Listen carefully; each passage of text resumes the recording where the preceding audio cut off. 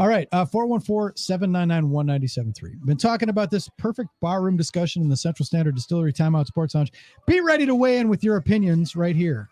But Kyle hits us up. Not Kyle and Racine, different Kyle. Mm-hmm. Kyle writes, hey, I need your opinion. I was at the game on Saturday sitting at the Barrel Yard restaurant. There's a family next to me, mom, dad, and 4 young boys who had 6 baseballs on their table signed by various players and coaches from the bullpen. It's good to have privileges like that and sit in those seats. So they sat there and then they throw them down. A guy signs it and they'll toss it back Toss it back. Okay. In the 7th or 8th inning, Hunter will know because he was there, Blake Perkins hit a home run that hit my mom in the arm. Ouch. 8th inning. Yeah, that's right. The family next to us ended up grabbing the ball off the ground. The one with 6 after balls. it struck my mother. The one who has 6 balls on their table. I turned around to ask them for the ball since it hit one of my family members, and they said no. I said, your boys already have 6 baseballs that are signed. They then told me they've never caught a home run. I said, okay, and walked away. Was I rude for asking for that ball? No. Or were the parents rude in not giving it to me? Yes. Help me. Yes. The latter. Now, to sweeten this, Kyle sent us a picture of his mom. It looks like her forearm. It's a wicked bruise. She's got quite the bruise. So she's got that memento. Maybe Blake Perkins should sign it for her. You know, That's a tattoo, but it's like quite the bruise. Your kids have 6 of them on the table. What are they going to do with them? Yeah. Now, had it been Blake Perkins's like first home run or something, you might give it back to the guy. Then I could see that. But to keep it yourself. Now I get it because, all right, most of the games I watch from the press box. I go to a few games a year in the stands, but most of the games I watch the press box. And standing rule in the press box is if the ball comes up there and you get it, you got to give it to a kid down below. Yes, you do. You share. But these people have kids. But the thing is, they have 4 boys and 6 baseballs. What do they need one more for? And this one would not be signed. And the only significance, what are you going to put it in a case and put it on a display on the mantle and say, this is a Blake Perkins home run we got with the 6 other balls we got from, being at the Kugel Barrel Yard. It would mean more to this woman who got hit by the ball than perhaps those kids. And maybe it would have been a good lesson in sharing and saying and being a little altruistic, saying, here, we'll give this to this lady, brighten her day after she wore one and gets smacked in the arm. So Kyle, I don't think you were rude at all to ask for that ball. Not in the least. And as KB would say, it was kind of a Richard move by the family to not give it to your mom. Because if she hadn't stopped it, they might not have picked it up off the ground. I mean, if it hit a 40-year-old drunk guy and you went over and asked, that's for my kids, but it's a mom, for God's sakes. Well, Dave in Eau Claire is weighing in, 414-799-1973. Teaching moment, give the ball away. AAA Dante, send the picture to the Brewers. You'll get way more. That's a thought. Did you happen to see what happened with the Red Sox fans? Yeah. Was it? Yeah. Yeah. It was Red Sox fans. At the Fenway, little guy, right? Yeah. Yeah. This same thing happened to KB's son. The kid someone handed the kid a ball and he immediately threw it back onto the field. It was the only home run ball. That's when we had our seats in right field. Home run ball. I catch it. I hand it to my son. Everyone starts screaming, throw it back. Yeah, it was an enemy home run. He throws it back, and then all of a sudden, boom, all security converged on him. He was 6. He's crying. My wife's yelling at everybody. I'm sitting there going, he's 6 years old. He didn't know everyone is yelling this. So then finally I just called Greeny in the press box. I go, hey, you might want to intervene here, or you're going to have a big problem on your hands on Monday. Security wanted to throw him out for that. They wanted to throw him out. They wanted to take him downstairs into like the holding pen with my wife. He's 6. He doesn't know. Everyone's around going, throw it back. Yeah. Throw it back. He's caught up in the moment. But Greeny did the right thing. God bless him. Yeah. El Jefe was then with the Brewers. He saved the day. Yeah. You called me. Guys off of there. You called me. Oh, that's right. I called you. Like, hey, what's going on? That's right. Yes. I called you. It's a chain of command. I'm like, really? Because I saw that it went out there. I could see from the press box. I could see our seats. So we were right in the front row. Okay. Absolutely epic. So Well, So to Kyle Kyle's Racine point- says mom should have caught the damn ball. Well, mom's Still yeah. Mom may have played for the Rockford Peaches back in the day, but come on, you're expecting a lot. Right. Yeah. You always. Andy in Belgium sounds like a normal person-to-person interaction. Some people are just jerks. Get used to it. That's pretty much our default setting is that people are going to be jerks. It's to the point where you're shocked. I kind of say that with my wife all the time when we go to restaurants and stuff. I expect service to be bad, and I'm pleasantly surprised when it's good. That's my going with low baseline. expectations. Yeah, because I don't, because then you're not mad. And we've had this discussion before of how old is too old to bring your glove to the game. Because if I see a guy in his 40s with a glove, I just want to go, really? Well, now, Tim Really? Gillard always talks about that because if you're sitting close, where you're in the danger zone of getting a Willie Adamas shot to the head or something, he's like, then he would have a glove. He always, But they have fences up now. They do. They've So got a lot of the fencing places up. are safe, but you can still get smoked. Like Kyle's mom got hit with a home run ball that was in the air for 5 or 6 seconds. And, you got out there, you got a little reaction time. Now it's still traveling at a pretty good speed, probably 100 mile an hour of exit velocity, although the velocity 300 feet later or 335 feet still- later isn't okay. that high. No, but if someone said, I'm going to throw this baseball into you at 42 miles an hour, it would hurt. Oh, It wouldn't no feel question. good at all. No question. if you're gonna be that old and you're gonna go to the game and you're gonna bring a glove, bring a catcher's mitt so everybody looks at you and goes, "What the hell is wrong with you?" Don't pick a regular glove. It's true, Get the bring a mitt. catcher's mitt. Yeah. From the 608, those kids are going to grow up to be D-bags. Well, you don't know that. Well, they're in the barrel yard. They're already in a good spot, eating and drinking all they can, being comfortable watching the game and getting 6 baseballs. That's a pretty good day. Mm-hmm. It's not a bad. No, they have 7. They have Oh, 7. yeah, they have 7 baseballs now. That's 7 Yeah. now. Shrek from Iron Ridge. I was at the game Sunday. Any ball thrown up in our section 201 was given to the kids in the section. Absolutely, Mhm. it is.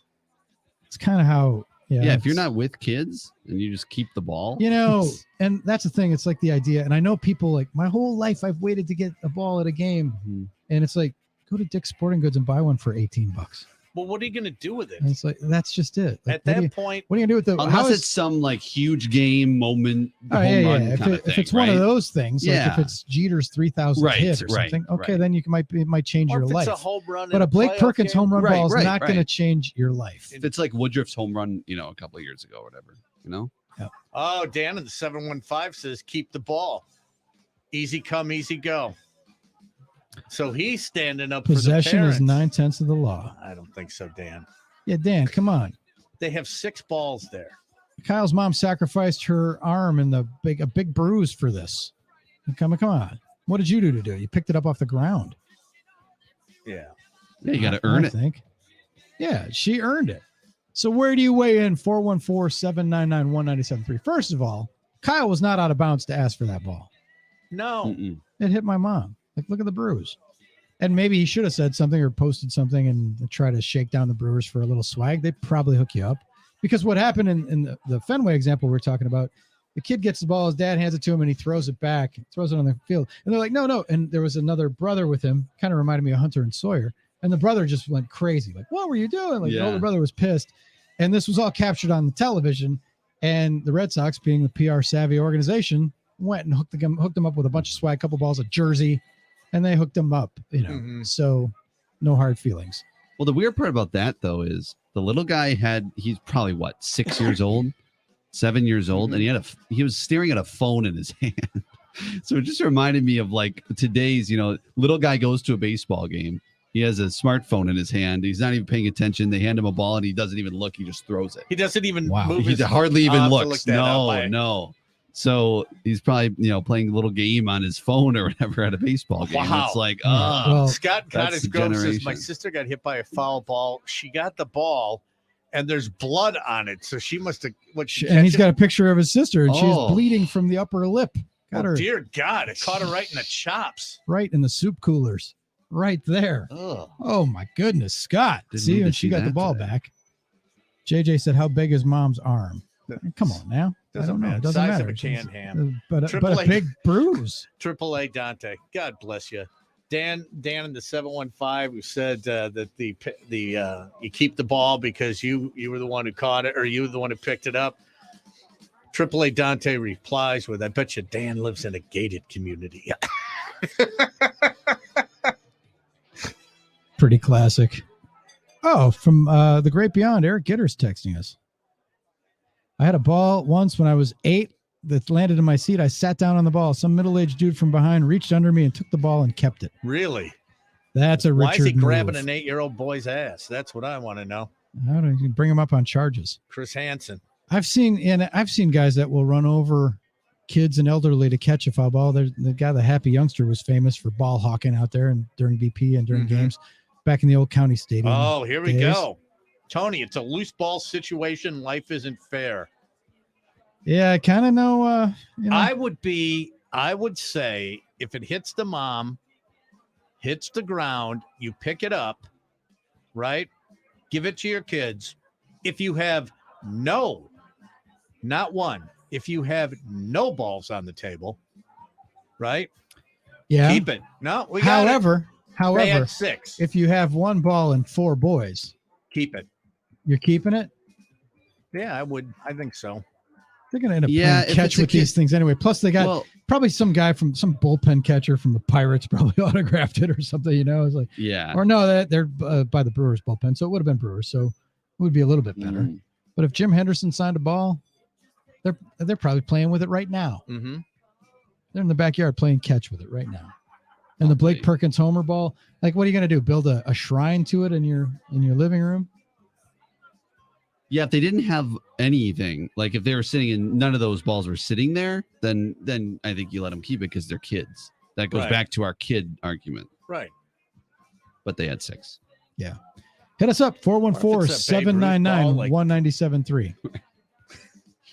I remember being young, and that was your whole mission, like going to the game. Like you just hope for a foul ball. And when you're really young, you're like 6, 7, pop-ups hit to the other side of it. You were on the third base, grandstand, and pop-ups going to the other side. I think I got a chance. I'm standing up like, you know how you're playing outfield and you get that false step when someone fouls a ball back and you react? I would do that. Well, back in the old county stadium days, if you were sitting in a bleacher, someone hit a home run, you could run 2 sections over and still get it.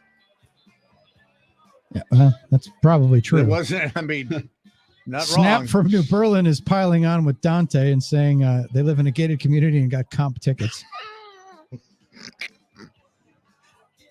We don't know that. But from the 414, my daughter turned for a split second during batting practice trying to get a ball. She was hit in the head on a bounce. The Brewers took her to get checked out and gave her a ball. There you go. Yeah. There you go. And again, people, it's like, I understand, but the worst thing. Go buy one at Dick's Sporting Goods. The worst thing is not, and you can't, and this doesn't happen anymore, but the worst thing was to get hit with a puck. Oh God, yeah. Someone whips one and goes up over the glass. From the 262, friend of mine got hit by a puck at the Admirals game, got to keep the puck, and took a trip to the ER. Blow out your teeth. Puck is bad. So now Kyle has reacted, and the original Kyle who posted this story about his mom getting hit in the Leinenkugels Barrel Yard Brewery. He said, I would have let them keep it if they didn't have a table full of baseballs already. That's our point. 6 baseballs for 4 boys. You had a good day already. You didn't need the extra one, especially when a woman was bruised. So by the Blake Perkins home. Kyle, who said no? Did the boys say no, or did the parents say no? I'm sure it was the parents because the boys are going to hit one of my family. I turned around and asked them for the ball, and I'm sure they appealed to the parents because you don't ask the kid, right? But who said no? But if the kid said no, and you're a parent, you would go to the kid. No, give him the ball. You've got 6 already. It would have been a good teaching moment. Kidder hits us back. Did John Sterling keep the ball that hit his fat noggin, or did he give it to a young kid? I'm not sure. Did you see that, Hunter? I mean, John Sterling's doing play-by-play for the Yankees. I did. Foul ball right back here. Oh, yeah, great clip. I almost thought it was a work for a second. It's like, oh my God, it's just hilarious. It did look like a work. It did, but it hit him square. You want to hear it? Yeah, let's hear that one. Why not? In honor of Eric Gitter. Yep. Speak.